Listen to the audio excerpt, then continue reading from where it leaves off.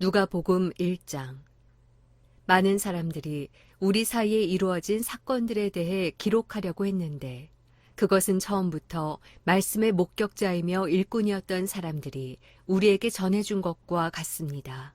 존경하는 데오빌로님, 제 자신도 그 모든 사건을 처음부터 면밀히 조사해 당신을 위해 순서대로 써보내는 것이 좋겠다는 생각이 들었습니다.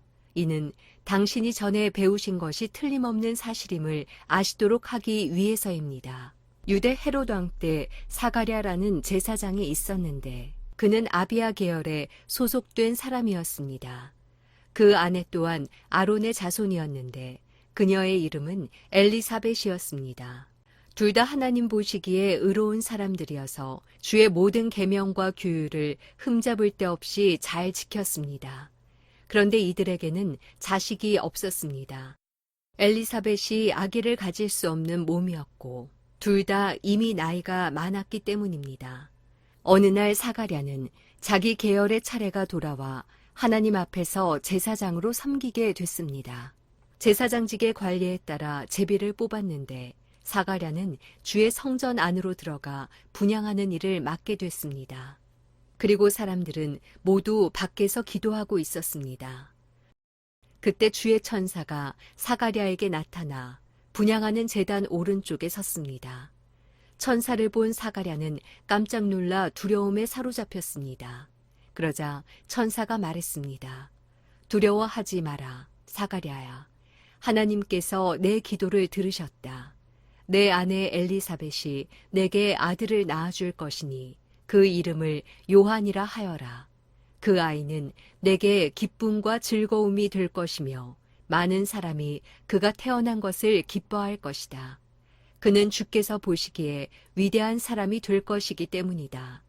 또 그 아이는 포도주나 독한 술을 마시지 않을 것이고 모태에서부터 성령으로 충만할 것이며 이스라엘의 많은 백성들을 그들의 주 하나님께 돌아오게 할 것이다. 그는 엘리야의 심령과 능력으로 주보다 먼저 와서 아버지들의 마음을 그 자녀들에게로 순종치 않는 자들을 의인의 지혜로 돌아서게 할 것이다. 그래서 주를 위해 예비된 백성들을 준비할 것이다. 사가랴가 천사에게 물었습니다. 제가 어떻게 이 말을 확신하겠습니까? 나는 늙었고 내 아내도 나이가 많습니다. 천사가 대답했습니다. 나는 하나님 앞에 서 있는 가브리엘이다. 나는 이 좋은 소식을 내게 말하라고 보내심을 받았다. 보아라, 너는 벙어리가 돼서 이 일이 일어날 그날까지 말을 하지 못할 것이다. 그때 다 이루어질 내 말들을 내가 믿지 않았기 때문이다. 한편 사람들은 사가랴를 기다리고 있었는데 그가 성전 안에서 너무 오래 지체함으로 이상하게 여겼습니다. 사가랴가 밖으로 나왔을 때 말을 하지 못하자 사람들은 그가 성전 안에서 환상을 본 줄 알았습니다. 사가랴는 손짓만 했지 말을 못하는 채로 계속 있었습니다. 직무 기간이 끝나자 사가랴는 집으로 돌아갔습니다. 그 후 사가랴의 아내 엘리사벳이 아기를 갖게 돼 5달 동안 숨어 지냈습니다. 엘리사벳은 이렇게 말했습니다. 주께서 이때 이렇게 나를 돌아보셔서 사람들 사이에서 내 수치를 없애주셨습니다. 그 후 6달째에 하나님께서 천사 가브리엘을 갈릴리 나사렛 마을에 보내 한 처녀에게 가게 하셨는데 그 처녀는 다윗의 가문에 속한 요셉이라는 남자와 약혼한 마리아였습니다. 천사가 마리아에게 가서 말했습니다. 기뻐하여라. 은혜를 입은 자여. 주께서 너와 함께 하신다. 천사의 말에 마리아는 당황하며 깜짝 놀라 이게 무슨 인사인가 하고 생각했습니다. 그러자 천사가 말했습니다. 두려워하지 마라. 마리아야. 내가 하나님의 은혜를 받았다. 보아라. 내가 잉태에 아들을 낳을 것이다. 그러면 그 이름을 예수라 하여라. 그는 위대한 이가 될 것이요. 지극히 높으신 분의 아들이라 불릴 것이다. 주 하나님께서 그에게 그 조상 다윗의 보좌를 주실 것이다. 그는 야곱의 집을 영원히 다스릴 것이며 그의 나라는 결코 끝나지 않을 것이다. 마리아가 천사에게 물었습니다. 처녀인 제게 어떻게 이런 일이 있겠습니까? 천사가 대답했습니다. 성령께서 내게 임하실 것이며 지극히 높으신 분의 능력이 너를 감싸주실 것이다. 그러므로 태어날 거룩한 아기는 하나님의 아들이라고 불릴 것이다. 보아라, 내 친척 엘리사벳도 그렇게 많은 나이에 아이를 가졌다. 아이를 갖지 못하는 여자라 불렸는데 임신한 지 벌써 6달째가 됐다. 하나님께는 불가능한 일이 전혀 없다. 그러자 마리아가 대답했습니다. 보십시오. 저는 주의 여종입니다. 당신의 말씀대로 제게 이루어지기를 원합니다. 그러자 천사가 마리아에게서 떠나갔습니다. 그 무렵 마리아가 일어나 유대 산골에 있는 한 마을로 서둘러 갔습니다.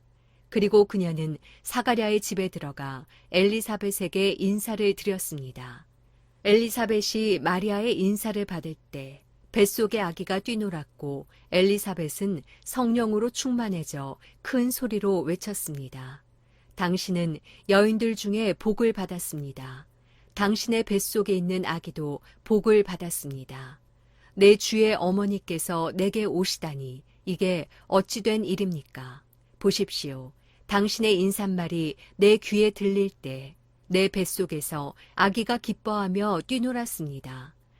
주께서 하신 말씀이 정말 이루어질 것을 믿은 여인은 복이 있을 것입니다. 그러자 마리아가 말했습니다. 내 영혼이 주를 찬양하며 내 영이 내 구주 하나님을 기뻐함은 그분이 자신의 여종의 비천을 돌아보셨기 때문입니다. 이제부터 모든 세대가 나를 복있다 할 것이니 이는 전능하신 그분이 내게 위대한 일을 하셨기 때문입니다. 그분의 이름이 거룩하시며 그분의 자비는 그분을 경외하는 사람들에게 대대로 이어질 것입니다. 그분은 자신의 팔로 엄청난 일을 행하시고 마음의 생각이 교만한 사람들을 흩어버리셨습니다. 그분은 통치자들을 왕좌에서 끌어내리시고 낮은 사람들을 높여주셨으며 배고픈 사람들을 좋은 것들로 배불리시고 부유한 사람들을 빈손으로 보내셨습니다. 그분은 자비를 기억하셔서 자기의 종 이스라엘을 도우셨습니다. 곧 우리 조상들에게 말씀하신 대로 그 자비는 아브라함과 그 자손에게 영원토록 있을 것입니다. 마리아는 엘리사벳과 함께 3달 동안 지낸 후에 자기 집으로 돌아갔습니다. 해산할 때가 돼 엘리사벳은 아들을 낳았습니다. 이웃 사람들과 친척들은 주께서 그녀에게 큰 자비를 베푸셨다는 것을 듣고 함께 기뻐해 주었습니다. 8일째 되는 날, 그들이 아기에게 할례를 하려고 와서 아버지의 이름을 따라 그 아이의 이름을 사가랴로 지으려 했습니다. 그때 아기의 어머니가 대답했습니다. 안 됩니다. 이 아이는 요한이라고 불러야 합니다. 그러자 사람들이 엘리사벳에게 말했습니다. 당신 친척 중에는 그런 이름을 가진 사람이 하나도 없습니다. 그러고는 그 아버지에게 아기의 이름을 무엇이라 할 것인지 손짓으로 물었습니다. 사가랴는 서판을 달라고 하더니 아기의 이름은 요한이라고 썼습니다. 그들은 모두 놀랐습니다. 그러자 사가랴의 입이 곧 열리고 혀가 풀려 말하기 시작하면서 하나님을 찬양했습니다. 근처에 사는 사람들이 모두 두려워했고 이 모든 일은 온 유대 산골에 두루 퍼져 사람들의 이야깃거리가 됐습니다. 이 말을 들은 사람마다 모두 이 일을 마음에 새기며 이 아기가 대체 어떤 사람이 될까 하고 말했습니다. 그것은 주의 손이 그 아기와 함께 있기 때문입니다. 그의 아버지 사가랴가 성령으로 충만해 예언했습니다. 주 이스라엘의 하나님을 찬양하라. 주께서 자기 백성을 돌봐 구원을 베푸셨다. 그분이 우리를 위해 자기의 종 다윗의 집에 구원의 뿔을 들어 올리셨다. 이 일은 주의 거룩한 옛 예언자들의 입을 통해 말씀하신 대로 우리를 원수와 우리를 미워하는 모든 사람의 손에서 건지시는 구원이로다.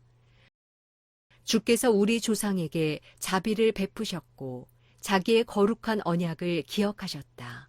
이 맹세는 우리 조상 아브라함에게 하신 것으로 우리를 원수들의 손에서 구출하사 두려움 없이 주를 섬겨 우리가 주 앞에서 평생토록 거룩하고 의롭게 살도록 하셨다. 너 아기야, 너는 지극히 높으신 분의 예언자로 불릴 것이요 주보다 앞서가서 주의 길을 예비할 것이며 주의 백성에게 그들의 죄를 용서해 주어 구원의 지식을 전할 것이다. 이것은 우리 하나님의 온유하신 자비로 말미암은 것으로서 태양이 높은 곳에 떠올라 어둠과 죽음의 그늘에 앉은 우리에게 빛을 비춰 우리의 발을 평화의 길로 인도할 것이다.